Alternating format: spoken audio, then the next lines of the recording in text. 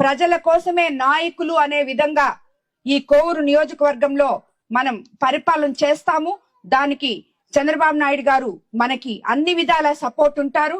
ఆయన గవర్నమెంట్ లో ఎవరికి కూడా అన్యాయం జరగదు. పేద ప్రజలకైతేనేమి, మహిళలకైతేనేమి ఎవరిని కూడా అన్యాయం జరగదు. ఈ రోజు మీరందరూ చూసే ఉంటారు, మన నీచమైన ఎమ్మెల్యే మహిళలను ఉద్దేశించి ఒక ఎమ్మెల్యేనైనా నన్ను ఎలాంటి మాటలు మాట్లాడాడో, అదే విధంగా ఈ బుచ్చిరెడ్డిపాళెంలో ఈ రోజు ఎంతో మంది మహిళా కౌన్సిలర్లు ఉన్నారు, చైర్మన్ ఉన్నారు. ఇలాగా 33% రాబోయే రోజుల్లో రిజర్వేషన్ వస్తుంటే మహిళలు ముందుకొచ్చి మేము రాజకీయాల్లో రాణిస్తాము, మీకన్నా మేము బాగా చేసి చూపిస్తాము అని చెప్పి ముందుకొచ్చే ధైర్యవంతమైన మహిళలందరినీ అవినీతి చేయకుండా నీతివంతమైన పాలన చేస్తుంటే, అవినీతిని గురించి మేము ప్రశ్నిస్తే అవినీతిని గురించి నువ్వు తిరిగి సమాధానం చెప్పలేక మమ్మల్ని అవహేళన చేసి, అదేమంటే మేము అడిగిన దానికి మీరు సమాధానం చెప్పాలంటారు.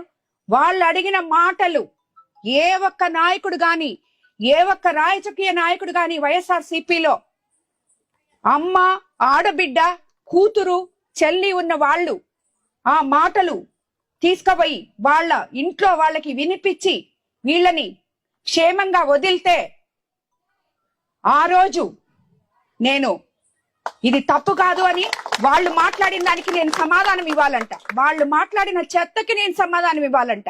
ఏమని సమాధానం ఇవ్వాలి? మీకు మీ చరిత్ర మొత్తం ఈ కోవూరు నియోజకవర్గం అందరికీ తెలుసు.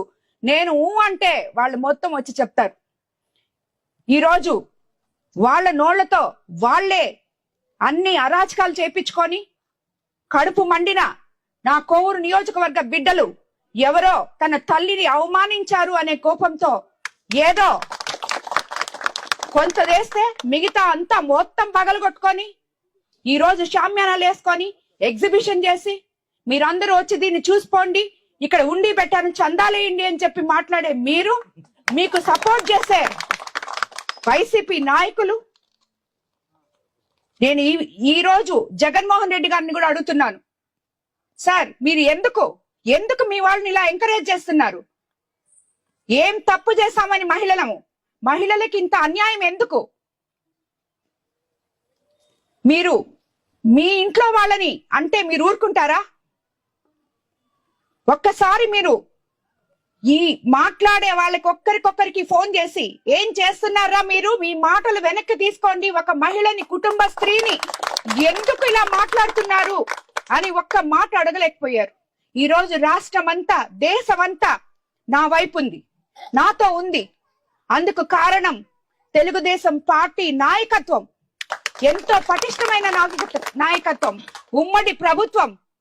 చంద్రబాబు నాయుడు గారి దగ్గర నుంచి, లోకేష్ బాబు గారి దగ్గర నుంచి, ఈ రోజు పవన్ కళ్యాణ్ గారి దగ్గర నుంచి, భువనేశ్వరమ్మ దగ్గర నుంచి అందరూ నన్ను ఓన్ చేసుకొని వాళ్ళ బిడ్డలాగా, వాళ్ళ కుటుంబ సభ్యురాల్లాగా ఈ రోజు ప్రతి ఎమ్మెల్యే, ప్రతి ఎంపీ, ప్రతి మినిస్టరు, అందరూ అధికారులు ప్రతి ఒక్కరూ ఒక లైన్ కొచ్చి ఒక ఆడబిడ్డకి అన్యాయం జరిగింది అని మాట్లాడుతుంటే ఇంకా అచ్చొచ్చిన ఆంబోతుల్ని ఊరి మీద వదిలి వాళ్ళు చేసింది నిజము, వాళ్ళు మాట్లాడింది నిజము అని మీ నాయకుల చేత చెప్పిస్తూ, ఏం తప్పు మాట్లాడాడు ప్రసన్నని మాట్లాడిస్తూ, మాట్లాడిన మాటలు నేను వెనక్కి తీసుకొని నేను కరెక్ట్ మాట్లాడినాను అంటాడు.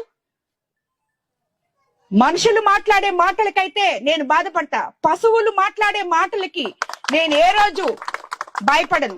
మీరు ఈ కోవూరు నియోజకవర్గంలో ప్రజల అండదండలు నాకు ఉన్నాయి అని చెప్పి తెలుసుకొని తిరిగి మళ్ళీ మీరు ఇక్కడికి అడుగు పెట్టలేరు అని తెలుసుకొని ఈ ఫ్రస్ట్రేషన్ లో ఇష్టం వచ్చినట్టు మాట్లాడుతున్నారు. ఇది కరెక్ట్ కాదు.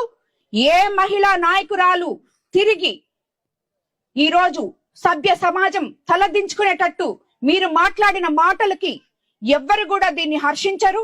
ఇంకొక నాయకురాలికి ఇది జరగకూడదు. జరిగితే తెలుగుదేశం ప్రభుత్వం ఒప్పుకోదు అని చెప్పి మీకు నిరూపిస్తాం. మహిళలమంతా ఏకమవుతాం. మీరు అన్న మాటలు 100% వెనక్కి తీసుకోవాలి. తీసుకోకపోతే మహిళలే మీకు బుద్ధి చెప్తారు.